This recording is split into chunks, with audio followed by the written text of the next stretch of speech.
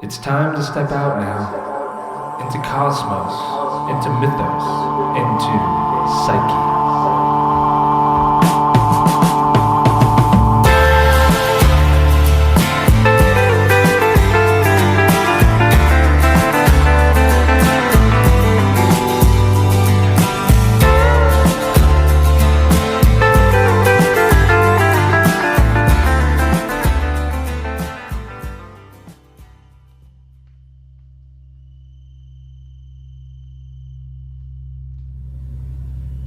Close your eyes. Listen. Listen. Listen. Listen. Listen. Listen. Listen. Listen. Listen. Listen. Listen.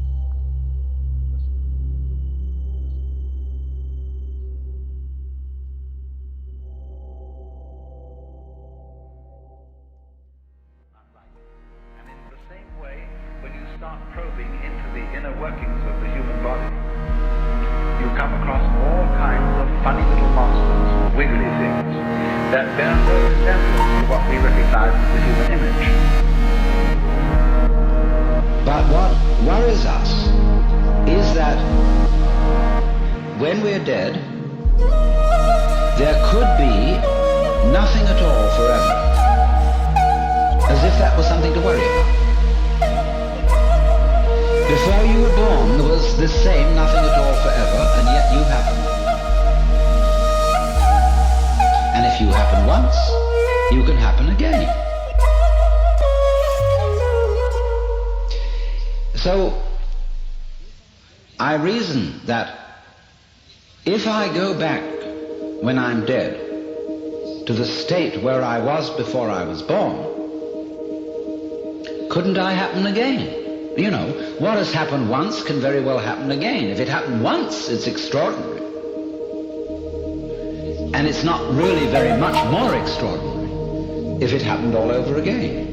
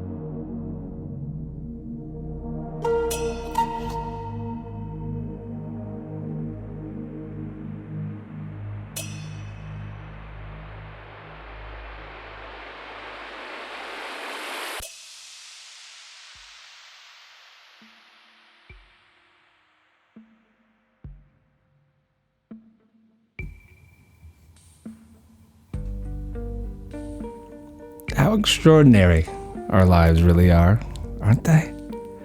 That was some Alan Watts by Metaphysic to start us off, talking about phony little monsters, little wiggly things, Pluto creatures, really. And that music in the background is Martin Haynes. He's going to bring us throughout the entire show. And so we begin. Welcome back. If it's your first time, I say welcome, my new friend. I hope you enjoy what you're about to listen to. And so many people be talking about the end times, that we're at this point of no return. As bleak as it looks everywhere we place our awareness, though, what if it was all woven to be like this, etched into time? What if it's the yugas playing out, the great ages? What if we don't know enough to worry? It's Pluto who gets us thinking about these dangerous ideas. It's his time in Capricorn that shows, I think, where it's all breaking apart. Yet, it's in all of these cracks in the breaking where the light comes in. And if there were to be a question to rule them all, the one we think about all the time, maybe you don't, I think a lot of us do. It's, when am I going to die? Comes up often as an astrologer. People ask, Do you know when I'm going to die? Or when is it all going to end? When's the end of the world? We missed it in 2012. We missed it with Y2K, the Great Convergence. When's the next end times? But would you really like to know when you're going to die? And if you did know, how would it change your living? Would it make you more willing to purify your darkness, or would it make you more lazy around it? I really do feel that this is the question to rule them all. Or maybe it's more related to what is our relationship to death. Now, this show's all about Pluto, and Pluto isn't exactly death. That's more Thanatos. But he does govern the realm that brings us all close to it. That's true. And with astrology, it's a tool. It's a tool for seeing, studying time and light, a little bit of psychology, complexes, fate, fortune. But really at the heart of all fate and all of our complexes, there's gods, which live at the hearts of all of them. And for this show, the one that we are definitely most interested in is Pluto. Grossly misunderstood, ubiquitously feared, and it is my feeling that there is a Buddha at the heart of all things Plutonic. And so in this show, we're going to try to see what I mean by that. We're going to see through ancient eyes, attempting to understand the webs of the weird, contemplating fate, entertaining the old myths and stories, trying to see through them. I guess that's what we're going to do. We're going to explore this. We're going to try to see through Pluto's eyes. And it is true, like I mentioned, that Pluto governs the underworld. But again, he's not death. He just oversees all the grim and macabre manifestations of psyche and what lurks in the shadows. It's dark, it's scary at times, but there is definitely a way of dealing with it all with grace. I think that Pluto strengthens our prayers. He reminds us of the power of the light, of being connected to the good gods. Because every encounter with Pluto is a chance to live stronger, to be more filled with resolve. And there, in my opinion, there is no God who is a better teacher on how to live fully and with the deepest strains of gratitude.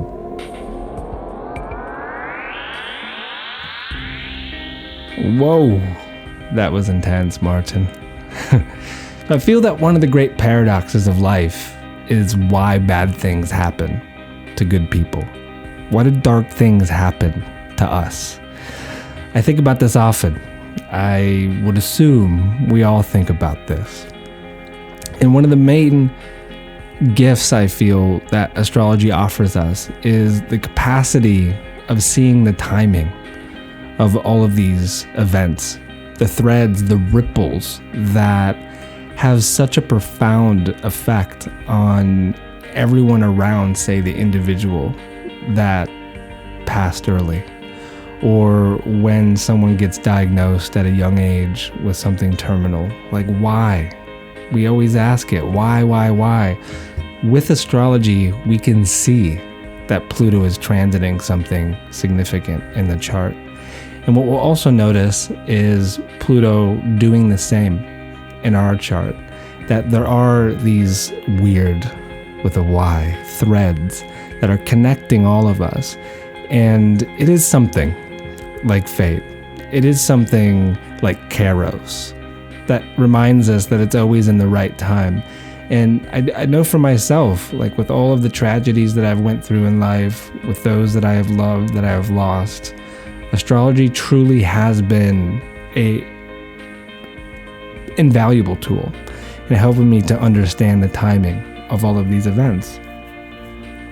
Jung said that what we don't deal with internally will manifest externally as fate. There is so much truth to this, but it doesn't answer the question that I was disposing.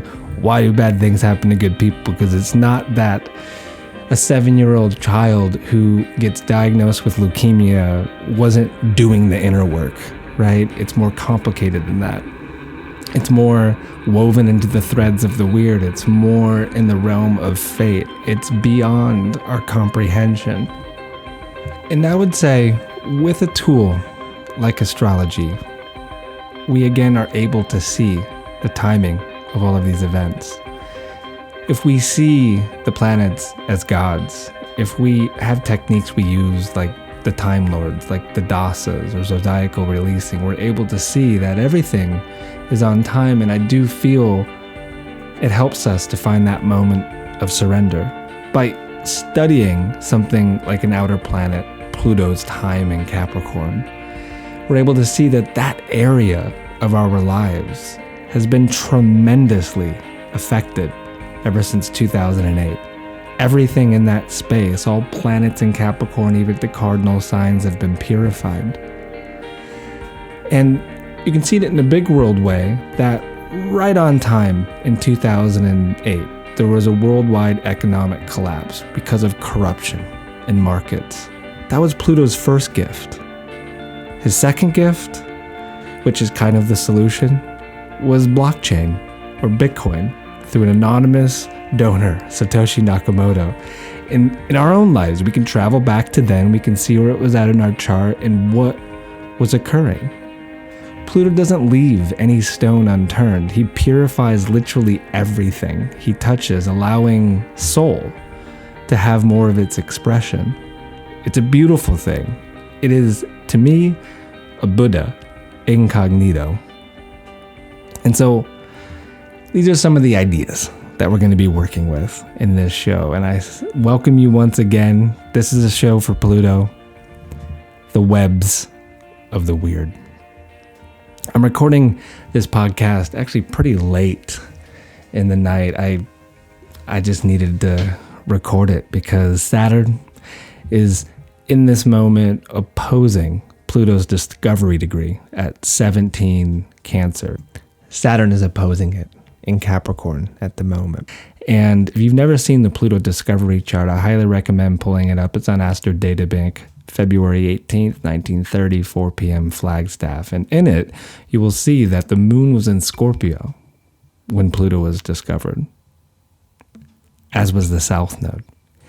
And on the opposite side of the dragon, Chiron was on the north in Taurus, Pluto in the 12th. What does this all mean? If you're a noob, if you don't know how to create little translations in your mind yet, it's okay. But what it does when you study discovery charts is it reveals the nature, the journey with Pluto. Just like a birth chart, planets have birth charts too. And I think especially with planets on the nodes like that, with a Scorpio moon, Pluto rules Scorpio. And it is this journey with this quote unquote archetype of seeing deep, of not being satisfied with the day-to-day layers, with our alpha brain. It wants the underneath. It wants the unconscious. It wants the root cause of all of our suffering. And with Chiron in the North Node, all of the techniques of working with it.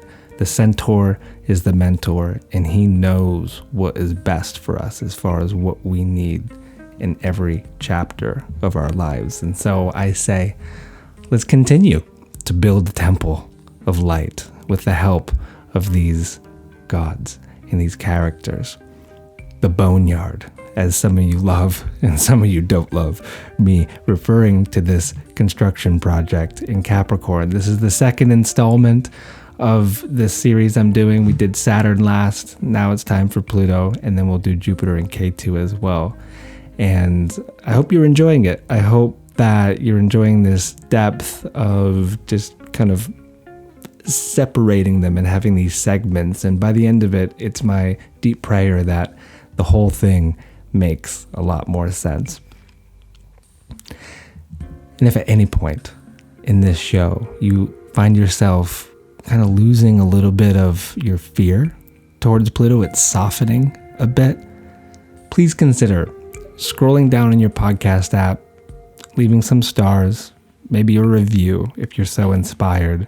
And if you're the first person to leave a review for this show, you will receive a copy, access that is, to the Pluto class. I did it recently. It was last Saturday.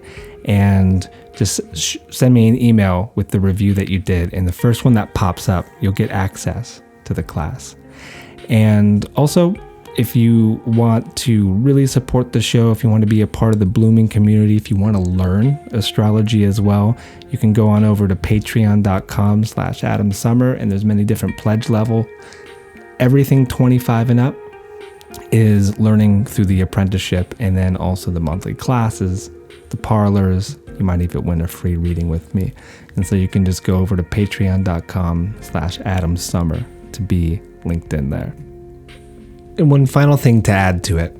If you ever find yourself craving a new podcast, but I haven't put it out yet because I'm only doing a couple a month these days, I just did a Patreon-only show called Wild Gods that is accessible through Patreon as well, plus 30 other ones. So just for $1 a month, the price of a tip to a barista, you get access to over 30 hours of podcasts that I've never released to the public. And so, let's do this.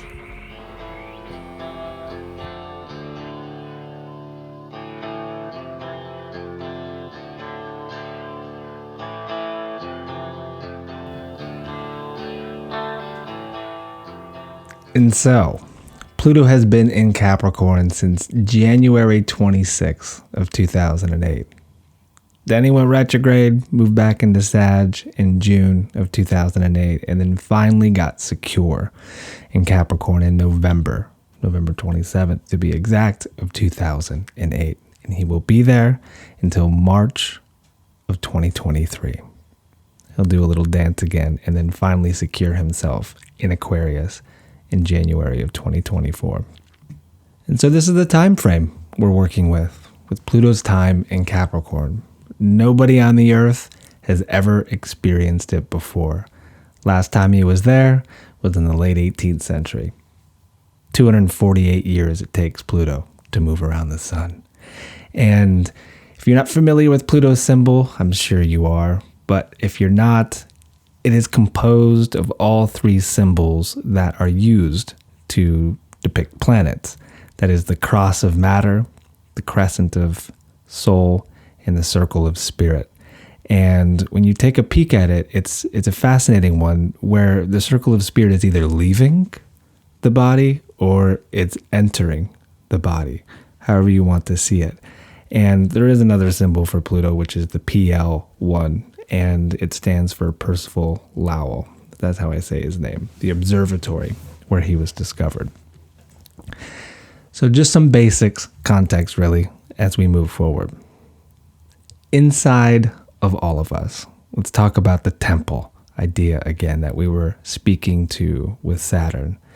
That I think our temple might feel like it's going through a dark ages. That the environment could be toxic. The king is sick, like in Arthur's court, which actually took place in a time when Pluto was in Capricorn. That the queen is missing. The princess could be suicidal. The prince is on a bender. We must locate these stories in our lives and know how to bring life back to the kingdom. Of course, it's a perilous journey, but we are the only ones who can do it. Nobody else can do the work for us. It's up to us to enter the cave that we've always feared, to find the dragon sleeping on the treasure box.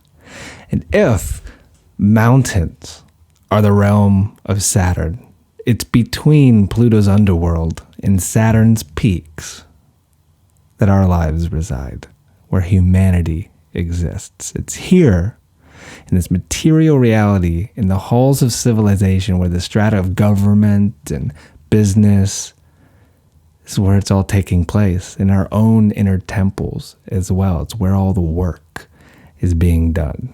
Not up there, not way down there, but right here, now. We must travel to their realms, though, like Parsifal of old, whose name literally means between two peaks, something like a middle way. And we have to find our center again, because it's not easy working with Saturn and coming to terms with reality's gravity. It's not easy working with Pluto in the macabre, in the hell realm. But we must. It is the only way to, in a sense, grow as a human. It's the only way to become whole. And Jung, again, he had this view that all destructive shadow material erupts from the unconscious when it is not honored, when it's not given room to function, or if it's suppressed. And in our lives, constantly on the move, our conscious minds are just crammed with information, that there's a challenging time to make room for the depth, for going into the shadow. And so imbalance is a result of this. And this accumulated shadow material will erupt, and it will create destructive events in our lives, but also in the big world, like through war and genocide. It is an observation, a very powerful one, that Jung had, and it's something that, after practicing astrology for over a decade, I see it constantly in our own lives as well. And so this is Pluto's wheelhouse. And to basically dismantle the volcano, we must again travel to the center of it all. We have to purify all of the painful memories from keeping it from spitting into the sky and blackening out the sun. The way of the world these days is definitely Pluto's influence in Capricorn. As we know, it's changing fast. Everywhere we look, there seems to be corruption. It is Pluto's job, as he's moving through this space, to reveal all of it. Energy cannot be created or destroyed, and so it's just this cycling of energies that is occurring. And when you look back, we talked more about this in the class, but every 248 years when Pluto does revisit Capricorn, if there is a common denominator with all of the themes, it's kind of like an eternal back and forth of power. It's an exchange that is taking place, like the also eternal back and forth between good and evil, something like a yin yang, where there's never really a victor. It's just energies balancing themselves out. And from any of our unique perspectives, we can't fully grasp all of the threads of the wheel. It's tough. It's impossible, I think we might add. It's impossible to do so. And so we have to kind of surrender to the bigger cycles, that this is all happening for a reason. It doesn't mean not to do anything. We must do a lot. And the majority of what we must be doing is looking within and facing the black. And it's through this descent where we must scream into the eyes of Pluto, Hellheimer. I think that's how I say it. Hellheimer. And it's the idea of an ignoble death awaits those who do not die honorably. An ignoble death awaits those who do not die honorably. I got that from the Tolkien film. I love it because we have to face this stuff. We need to take a deep breath, fill our pneuma, which is another word, I think, for Pluto. It's breath, but it's also spirit or soul, like psyche as soul. It's Pluto's domain. He's always trying to purify this for us, and we must dive into it with a dagger in our teeth because, well, if we don't, life's just going to be happening to us, and we'll be shaking our fist at all of it, which isn't the greatest way of living, is it? We need to be proactive. We need to be facing all of this stuff. And so Pluto, currently third decan of Capricorn. Not going to go super deep into the decans, but, well, we're familiar with his time here. Again, since 2008, he's been in Capricorn. Yet now there are many other voices involved. Like we explored in the Saturn podcast, he's involved. Ketu, or the South Node, involved. The eclipses have been happening here. Ceres, if you're into goddess asteroids. Now, Jupiter. As I record this, also Venus. They're all involved in what I have endearingly been calling the Boneyard. And there is something ancestral occurring. The weight that we carry, the patterns that we are perpetuating, it's up to us to change them, to heal the 7 generations in each direction. Because we all have a curse. Everybody has a curse. And we are here to make it a blessing. I really think this is true. And as most of you know, especially if you're studying astrology, that Saturn and Pluto are coming together on January 12th. The last time this happened in Capricorn was 1518. And this was like 2 months after Martin Luther nailed his 95 Theses to the church door. The Protestant Reformation began. And I do think there's a similar spirit in the air these days. There's a reformation around gender, around finance and tech with the blockchain, the environment with the Extinction Rebellion. It's literally happening everywhere. But remember, fear is the mind killer. Whatever we are fearful of, its origin is with Pluto. How we relate to death, how we deal with impermanence. And so it's in this where we find the root, and that's where we extract it. We must become fearless around all of these themes. I suppose it is like a ultimate reformation, this great power redistribution that's happening on the planet. And even if it all goes back to the earth and our time is up, we must have the eternal perspective. We don't know enough to worry. And all the while, if we don't do this work in the depths of the holy underneath, it will again manifest on the outside as fate. All our fears originate from what we do not want to look at. So wherever Pluto is leading the skeleton crew along in your chart is where we, in a way, are being confronted by something like fate from the holy underneath. It's the weight that we carry from our ancestors. Or if you want to see it, it's our karma. And so this is underworld work. I think we are in an underworld. And the underworld is very paradoxical for many reasons, that it's scary, but it's ecstatic. It is dark, yet it is full of light. In it, we get to experience purification. There's a lot of old ways and a lot of old stories that speak to the necessity of going through these types of experiences, of being born again, of going through catharsis before true healing can happen, like Edward Tick and I talked about in the practice of dream healing. That through tragedy, even comedy and fasting and working around all of this, like it's prep for the great purge. And that creates a lot of room, a lot of great space for our soul to shine. And so this is kind of the essence of Pluto's time in Capricorn. And it may be pointing at how this whole reality is structured, what the rules really are. That perhaps our souls really are weighed by a feather at the end of this, in the afterlife. That there is a bardo realm that we have to move through, but I also feel that it can be done before we die. Through initiation, through certain plants, through ordeal, 4 days on the hill, no food, no water. There's a lot of different ways that we can be proactive in encountering this. And if we don't, well, it will encounter us. That's how these transits work. And so it's always best to be proactive. We must be willing to go down there and break some dark bread with Hades.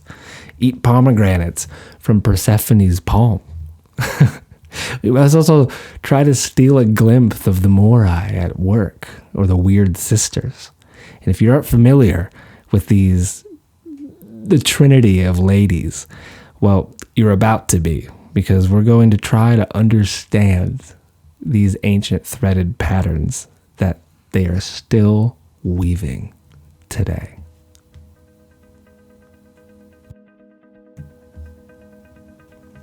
So let's talk about these Wyrd Sisters, or the Norns, as they are also called. Not the same as the Shakespeare version in Macbeth. No, nor the brides of Dracula. These three sisters, the Norns, they're wise maidens. They tend to the well and make sure that the roots of the Yggdrasil are covered with mud and cared for. The well belongs to Earth. She is fate and destiny. She is your past. With her are Verandi, her name means becoming, and hers is the present, and Skuld, whose name means that which is intended, and her domain is the future. So the Norns will decide what happens in your life. There are other Norns, not just those three. There's giant Norns, elf Norns, dwarf Norns, and Vanir Norns. Good Norns and even bad Norns as well. And what your fate will be is decided by them. Some Norns give people good lives, and others give us hard lives, or short lives, or twisted lives. They will shape your fate there at Earth's well. A little synopsis by Neil Gaiman. So, some say the Norns don't weave like the Morai, that they actually carve runes into the planks. And in doing so, they create the web of the weird. According to myth, runes carry within themselves the destiny of the whole cosmos. That this somehow explains the power of the web of weird, which of course has a very, very close link to the destiny of all beings. And for myself, I just want to say that you all have probably heard me talk about getting claimed by an idea with a Mercury cycle. Well, when the Mercury cycle began on 11/11 of 2019, it was these ladies and the web of the weird that claimed me in Ireland. And so I've been learning about them. I've been listening to them. I've been trying to learn of these runes. And it's been a very fruitful process. And if you know anything about Norse mythology, it's a lot of it takes place in the underneath. There's a lot of Plutonic themes in their stories. And so what I want us to do is entertain, do we really know how reality is structured? Do we really know the rules of the underworld? Many cultures seem to have. And it's just fascinating how there is an overlap between the Wyrd Sisters, the Norse version, and also the Morai, or the Greek fates. They're almost identical. And there's other versions of this, I'm sure, as well. And were they just making it up? Or were they on to something that we have forgotten? And so with Pluto and Capricorn, I do think that there is a great remembering happening for a lot of us with the old stories, that we're breathing life to some extent back into them, that a lot of us are getting dreamt. And the rational mind does fail, I think, to make sense of them. But when you have direct experience, there's no belief that's actually required. Weird is a force. Weird is a force.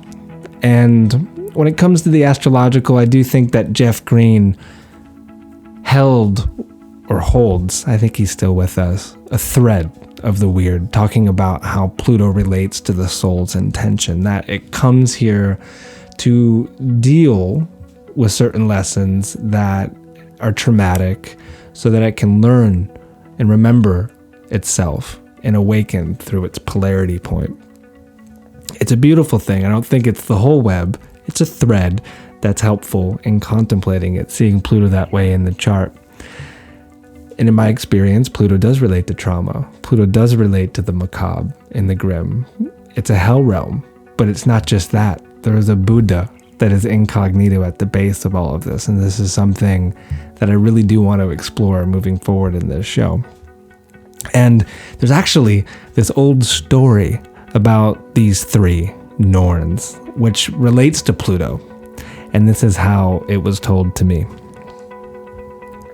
One day, one without a timestamp, deep beneath the Yggdrasil tree, the three Norns, that's the Wyrd Sisters, they were sipping tea around the well when Earth began to weave an idea into being. She began to give form to what was once invisible at the edge of the solar system, and soon a little icy ball came into being.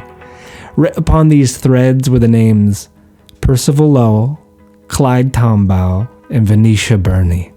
The three would be a sacred trinity involved to bring this icy ball into the awareness of all humankind. Clyde would discover it in 1930. Venetia, an 11-year-old girl in Oxford, would name it after the Roman god Pluto. Then, after years of being a planet, he would be demoted. He would be Plutoed in 2005. The ever-annoying Neil deGrasse Tyson would have his say in this. Then Verandi, taken by this story of unseen power, took the thread and has been weaving his story ever since. What you are experiencing in this very moment as you listen to this podcast is the next turn of the Wyrd loom, or the carve in the ashwood. Skuld, still sipping her tea, is becoming eager to add her parts to the story. Those threads of Wyrd will come in a second. They will arrive tonight, tomorrow, next year perhaps, and at the end of your days. And so it goes, deep beneath the tree of life, the three Norns forever weaving into the web of Wyrd, or as some would say, carving out the runes in the limbs of time.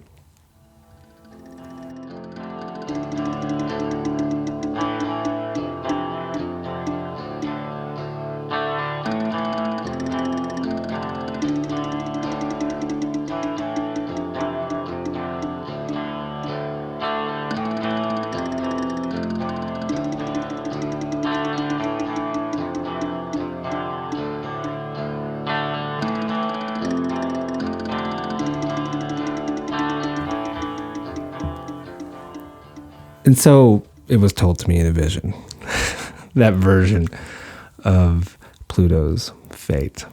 Again, Pluto is not death, but the lord of this domain. He desires very deeply to purify our soul by any means necessary. And so it's always essential to remember that no matter the manifestation, demon or angel or something in between, they are tricks of the mind. And when we realize this, we can be released from the wheel of birth and death. So the Buddhists say. Capricorn requires long game thinking, contemplating the nature of the soul, karma. It's inspirational fuel, I think, for working with Pluto. Do you really want to come back again and deal with all the unsavory parts of yourself again? Do you really want to repeat these themes? If not, then deeper inspiration still to go into the Boneyard fearlessly. And so perhaps it is the Wyrd Sisters who have woven Pluto's fate, your fate, and my own. We must trust this wisdom. We don't know enough to worry. To live for now, be present. It's the greatest gift that there is. No matter what happens, it was always meant to be. We don't have that kind of control, I don't think, in life. We can only control our breath and contact our soul in that way to give power back to the pneuma. In the last show, the show for Saturn, I talked about this idea of essence and how dignity can help us get there, understanding the rules of astrology. And there are dignities to Pluto. Mainly what most of us use is the domicile, Pluto's sign of Scorpio. Pluto is no longer in Scorpio. Many of you listening to this do have Pluto in Scorpio in your natal chart. But in Capricorn, it's not fallen, it's not in detriment. And so it's not the most helpful way of getting closer to the essence. I think it's these stories that are helpful. That in many of the stories, Pluto and or Hades is described as the god of Earth's fertility. Even Heraclitus says that Hades and Dionysius, for whom they go mad and rage, are one and the same. This is seen in Persephone's story, reenactments in the Eleusinian mysteries, where again, catharsis, purification is necessary, and then some great mystery would take place in the cave that would change a person forever by drinking the kykeon, by reenacting the Persephone myth, which of course relates to Pluto or Hades. And this, I know there is some discrepancy between the two, that is Pluto and Hades, but for our purposes here, the Greek and Roman versions are the same. And that helps us get closer to the essence. And when we think about it as a natural cycle, then Pluto very much is this fertility of the earth, that here we are in December of 2019, and everywhere in the northern hemisphere, for the most part, the energy has gone into the roots. Lots has died off, and our energy goes deeper. And as we go into the winter solstice, it peaks, and then the sun starts to come back by the vernal equinox, spring. And these stories play with that a little bit. And I think that there are seasons to our lives as well. And collectively speaking, we are in, I don't know if I can say we're in a winter of a season, collectively speaking, but we are all experiencing Pluto, Saturn, South Node, Jupiter, and Capricorn. And it's attempting to bring us deep, to have a long game vision, to understand some of these deeper rules of how reality is structured, that we can't live like this. It's not sustainable. And so what must change? We could be proactive as a race, but it doesn't seem to be happening. Only small portions of us are. And so really all we can do is be the change that we want to see in the world. That's the work. And when I was preparing for this show, also the class that I did, I was reading a passage out of Edward Tick's book, The Practice of Dream Healing. And he was really beautifully putting in modern terms the work of the Asclepian temples. That is where you would go to be healed by doing the dream work, and how, of course, you would go through the catharsis, through tragedy. You would be purified through certain diets and drinking herbs, and you would go into the abaton and you would dream. And it wasn't as much about interpreting the dream, like dream symbols and trying to make sense of everything that was seen in the dream, but it was more about making contact with the god Asclepian himself, or any of his daughters, or Telesforos. It was about making contact, and that doesn't require belief. It doesn't require the need of knowing what all of the symbols mean. It's just contact. And that is how the healing happens. And there was something that occurred in my mind when I was reading this that really crystallized something for me in this new approach that I have to astrology. And it's really been growing over the last few years, but it's getting to become an entirely mythopoetic situation here, where astrology is amazing as a tool, but as far as living it and making contact with these gods, the chart can only get us so far. And that night I was inspired by what I had read, and I'm like, I'm going to make contact with Pluto. It's been a while. I've definitely had contact with Pluto. I have been taught by him many times, but I wanted a fresh encounter so that I would be inspired for this show. And this is what happened. So I laid down to go to bed, and my last thought was like, here we go. I'm going to make contact with Pluto tonight. And if you've ever had sleep paralysis before, it was something like that, where you're in bed, you feel like you're pinned down, and there's an entity that is present in the room.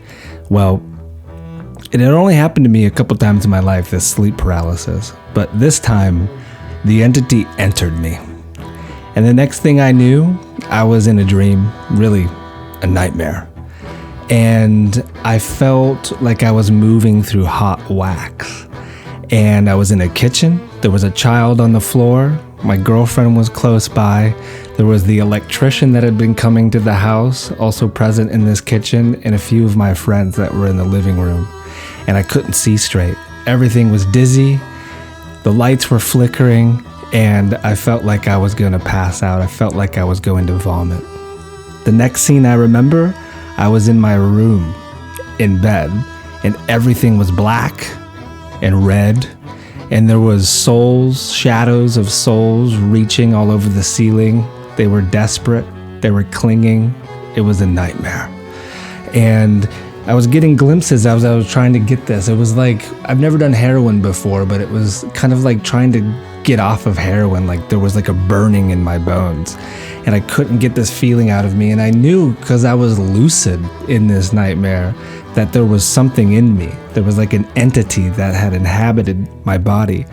And as I was reeling, I was getting these glimpses of everything around me, and it was all broken. There was holes in the walls. There was lamps that were broken. It was chaos everywhere. And I kept getting this glimpse of my girlfriend, and I couldn't get it out of me. And then out of nowhere, I had this thought, the Triambakam mantra, Shiva's mantra.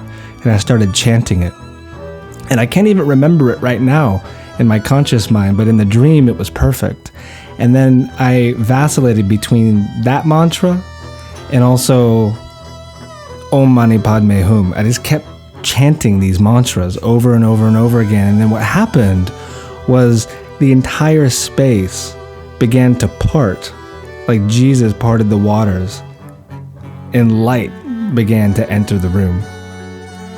And it was beautiful. And when it had fully enveloped the space, the next thing I knew, I was on the edge of my bed, and I was looking down at my body, and there was bones sticking out of my skin. There was bruises, and there was blood, and it was horrific. And I looked over at my girlfriend, and I was like, what happened? She's like, it's okay. You're back now. I was like, yeah, I'm back now, but what happened? She's like, it's okay. All that matters is you're back now. And I stood up and I walked into the living room, and all of my closest friends were there. New friends were there. All of the people I love most in my life were present in this living room. And they had the same message. You're back now. You just were initiated by Pluto.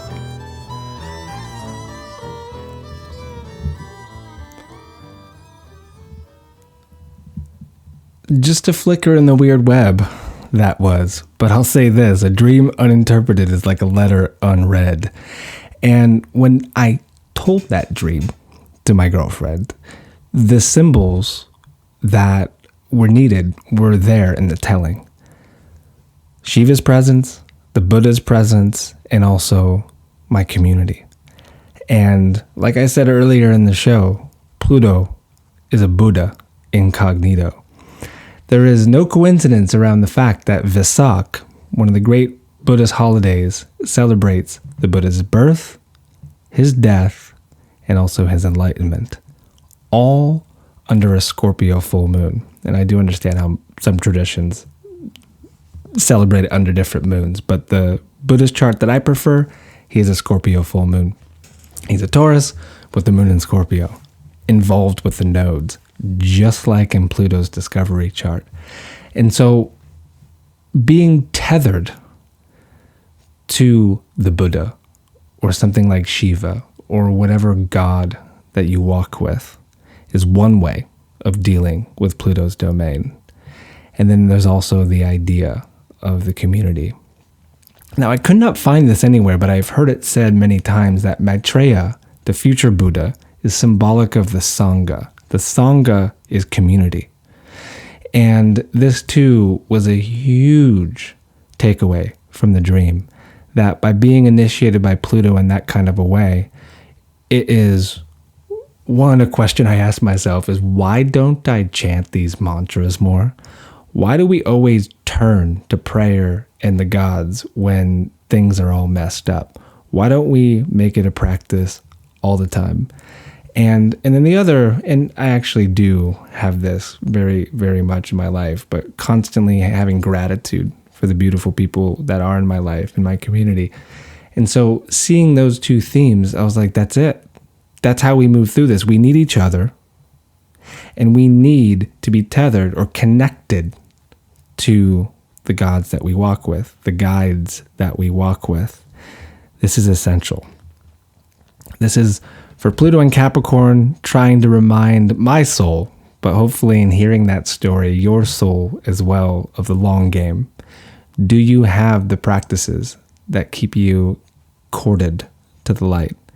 Do you have the community around you that sees you, really sees you, and will hold space for you no matter what it is that you're going through?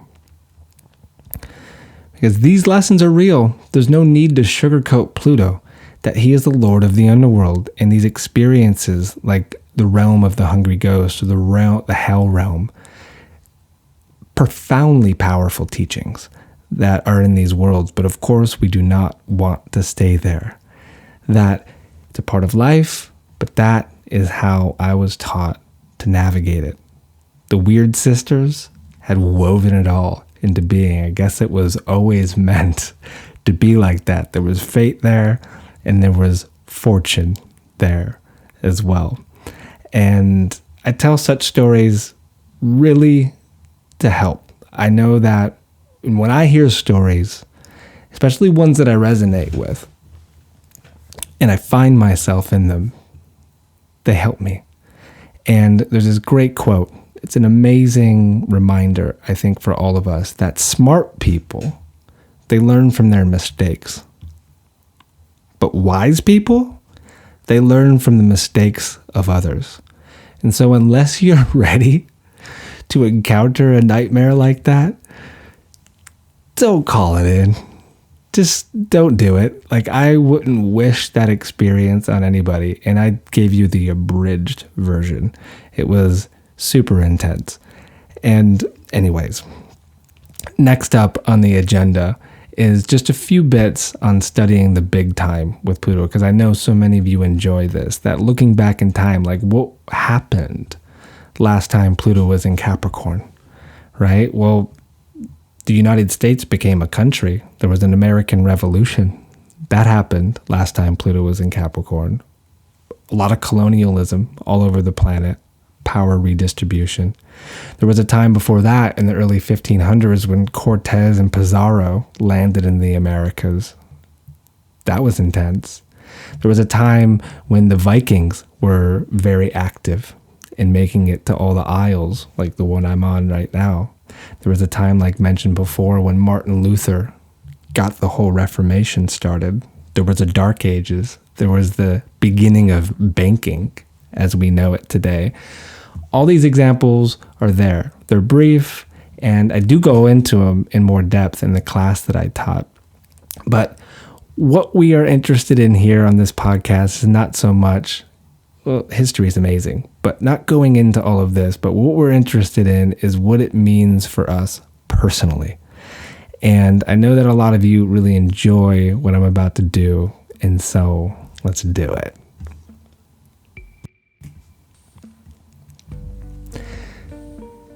If Pluto is ushering the Boneyard through your first house, if you're a Capricorn rising, old threads are snapping in your identity. New ones are forming. To avoid a spiritual emergency, you must have context. A fast or a cleanse could be a good idea. Purifying your body will clean your mind, which will make more room for your spirit to shine. If Pluto is in your second house, in the rest of the Boneyard, he may have created a similar hole that Persephone fell into for your bank account or portfolio. Don't make deals with the devil. It's a great time for being conservative with all of your assets. Deepen your connections to the earth and learn to value all that you have. Thank your ears and your brain for working and enabling you to listen to this entire podcast. If Pluto is in your third house, ideas have been pulling themselves up from the underneath, crawling into your head. An obsession with shamanic themes and depth psychology, even astrology, may have been consuming most of your free hours. Just don't allow the fear in. It's the mind killer. Allow them to compost your old and useless ideas instead. If Pluto is bumbling around at the bottom of your chart in the 4th house, every family has a secret. Dealing with the shadows it has casted over the years is finally coming to a head. Your new draft of your upbringing is creating a sturdier scaffolding for your steps moving forward. The family curse is becoming to look like a blessing in retrospect. If the Boneyard is in your fun house, that is the 5th, sometimes finding out what is truly fun takes us through many late nights and even later mornings. Don't regret the good times. A craving for the connection to your muse has been stronger than ever. It's that connection versus these old ways that's important. You are getting close. You just have to shake off a few more of those monkeys. If Pluto is in the 6th and the rest of them, it's been a long journey with your health, finding out what truly works and what gives you that regenerative power. It's tricky, but you have confronted many of the monsters of the day-to-day routine, and healthy cells are forming with your reconfigured DNA. You should be proud of how far you have actually come. If Pluto is messing with your love life, whether you're obsessed with someone, the idea of someone, or completely done with the concept of being in a partnership, the hunger remains. Instead of breaking the mirrors, keep polishing them. There is no teacher better than Pluto on how to trust another human being. Trust until proven otherwise. See yourself clearly and objectively in all those in your life. We are the sum total of all of our closest relations. If Pluto is in the 8th, home field advantage and kicking up his feet on his throne's footrest is what he's up to. The great themes of blood, sugar, sex, and magic orbit your field, dredging the shadows between two mountains of extremes. True power is finally showing its staff. You are becoming fearless because of what you have seen. Nothing can stop you now. If Pluto is searching for wisdom in the 9th house, what you believed 12 years ago likely doesn't stand any longer. You have seen things you never knew were possible. You have went places nobody should have gone, but you did. And because of that, you have a renewed sense of what your path looks like. It's still an uphill battle though, but at least you don't have a stone like Sisyphus to push any longer.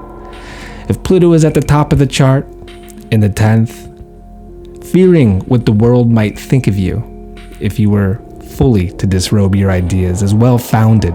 Perhaps Inquisition memories or corporate corruption linger just beneath the surface of your awareness.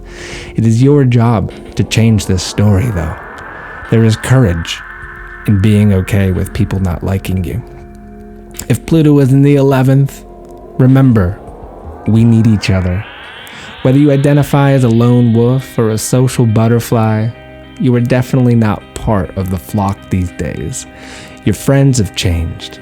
They will continue to do so. At least now, there are many who reflect your deepest ideals. You have manifested a tribe of medicine folk, Pluto people.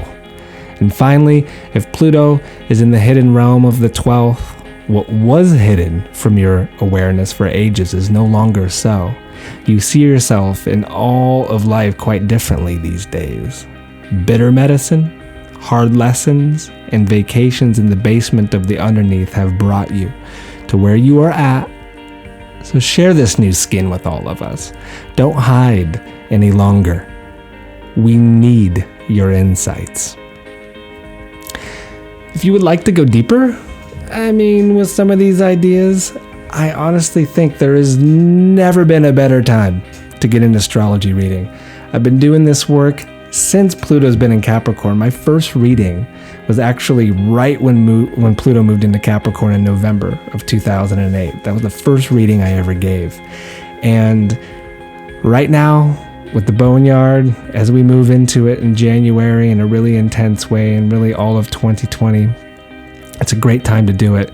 You can go to my site at holstoheavens.com. I offer many different readings There's planetary journeys on there, like the Chiron one, the Mars and Venus, and I'm willing to substitute Pluto for any of those. And it's a great way of getting half price as well for any of my readings.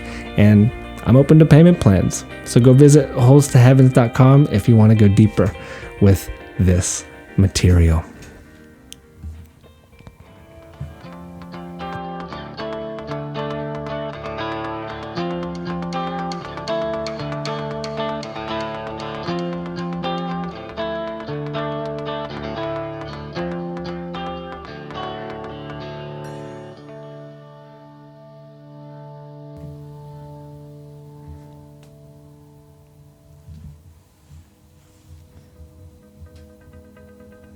That was a lot of words. Remember, my friends, this too shall pass. The Boneyard does not last forever. Don't pack those days too full. Remember to stay tethered to the light. Keep your prayers strong. Keep your guides close. Never forget the ways of conjuring them. Impermanence is truly a profound teacher. So have a moment for death every single day. La petite mort. Ephemeral insights and eternal delights. Just drop into it. We just need to be willing to go there, right? And I didn't mention this at all in the show, but the importance of comedy. It is no wonder that comedy is at its highest peak as far as its popularity these days, with Pluto being in Capricorn. All comics I have ever looked at their charts have prominent Pluto, Scorpio, or the 8th house. They transmute this darkness into humor. They truly are magicians. And watch some comedy. Laugh at it. It's very important. I wasn't laughing enough in this podcast. I regret it. I mean, I laughed a couple times. But hey, it's just very important to laugh at yourself. Some of this stuff can get real hard, and just don't forget to do that. Pluto is a comic. I really do think that's true. And again, no better time to get a reading. You can go to my site at holstoheavens.com. Great gifts for the holidays to give someone something like an astrology reading. It's a gift that keeps on giving, and why not, right? And if you enjoyed this show, again, please consider leaving some stars or a review on your podcast app. It's an incredible way of supporting podcasts, really any podcast that you listen to. I recommend doing that. And also, the first person to leave a review on the podcast app, which is on your iPhone, on your computer nowadays, gets the Pluto class for free. Just email me confirmation of that and I'll hook you up with the Pluto class. And if you want to be a part of the blooming community over at Patreon and also support this show, you can go to patreon.com/AdamSummer. It is so easy to do. And just for $1, you get access to 30 other shows just like this that you've never heard.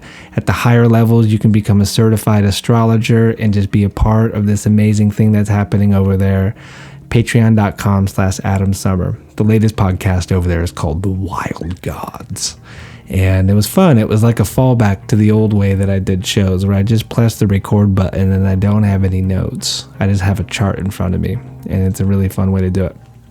This podcast, like all podcasts I do, is brought to you by SolarFire. What you can do with SolarFire is you can run a Pluto search.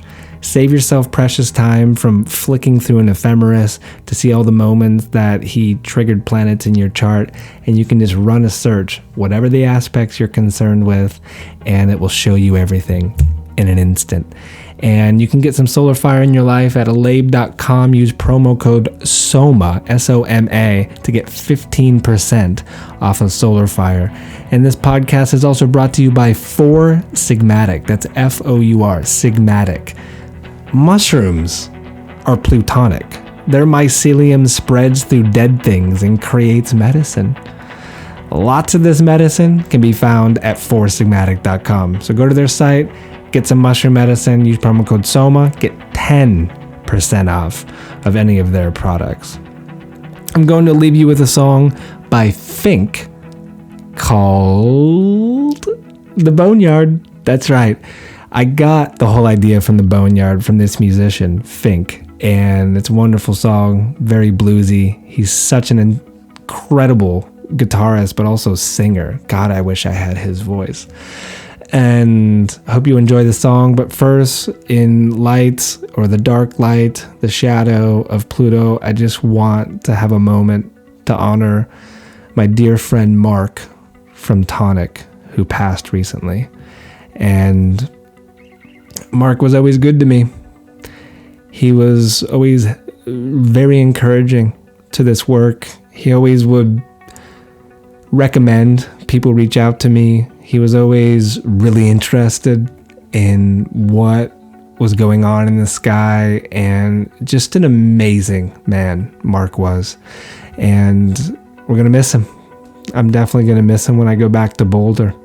And if you've never been to Tonic, when you go to Boulder, Colorado, go there. A lot of the tribe is there. A lot of the good medicine is there. And tell them I sent you. Say that you heard about how amazing Mark was and how great the place was when you go there. And so I hope you enjoyed this podcast. I hope you learned something new and old. And I'm going to leave you now with Fink. Be well, be kind, and I will talk with you soon enough.